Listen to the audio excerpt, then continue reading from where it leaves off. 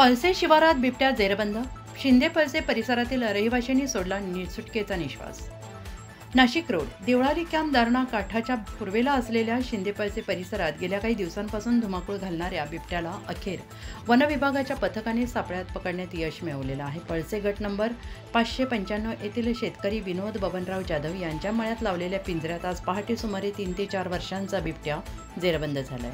गेल्या काही आठवड्यांपासून या भागात बिबट्याचे दर्शन वारंवार होत होते. परिणामी शेतकरी, महिला आणि विद्यार्थ्यांमध्ये प्रचंड भीतीचे वातावरण निर्माण झाले होते आणि या दरम्यान परिसरातील काही जनावरे आणि भटक्या कुत्र्यांचा देखील बिबट्याने फडशा पाडला होता.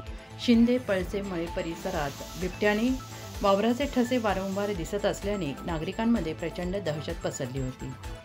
गावकऱ्यांनी वारंवार वनविभागाकडे तक्रारी नोंदवल्यानंतर अधिकारी सुमित निर्मळ यांच्या मार्गदर्शनाखाली वनरक्षक अनिल अहिरराव यांच्या पथकाने घटनास्थळी पाहणी करून गट नंबर 595 येथे पिंजरा लावला. सोमवार दिनांक 10 नोव्हेंबर रोजी पहाटेच्या सुमारास पिंजऱ्यातून बिबट्याच्या डरकाळ्यांचे आवाज ऐकू येऊ लागले. लगेचच गावकरी धाव घेत घटनास्थळी पोहोचले आणि बिबट्या अखेर सापळ्यात अडकला असल्याचं स्पष्ट झाले. पिंजऱ्यात पकडलेल्या बिबट्याला अधिकारी सुमित निर्मळ, अनिल अहिराव यांच्या मार्गदर्शनाखाली विजयसिंह पाटील, अशोक खानझोडे, सोमनाथ निंबेकर यांनी पिंजरा म्हसरूळ येथील वन्यप्राणी उपचार केंद्रात सुरक्षितपणे दाखल करण्यात आलेला आहे. दरम्यान गेल्या वर्षभरात शिंदे आणि पळसे पंचक्रोशीत अनेक जनावरे ठार झाली. वारंवार शेतकरी नागरिकांना बिबट्याचे दर्शन होत होते. त्यामुळे या भागात कायमस्वरूपी पिंजरे वाढवणे, रात्रीच्या वेळी गस्त वाढवणे आणि जनजागृती मोहीम राबवणे अशी मागणी स्थानिक ग्रामस्थांनी वनविभागाकडे केली आहे.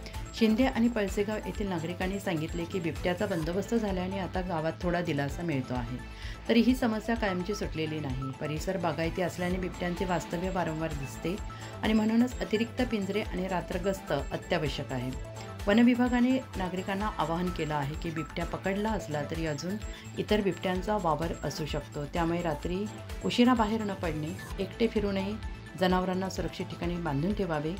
उत्तर महाराष्ट्र न्यूज नेटवर्कसाठी पुरुषोत्तम कांडेकर, देवळाली कॅम्प.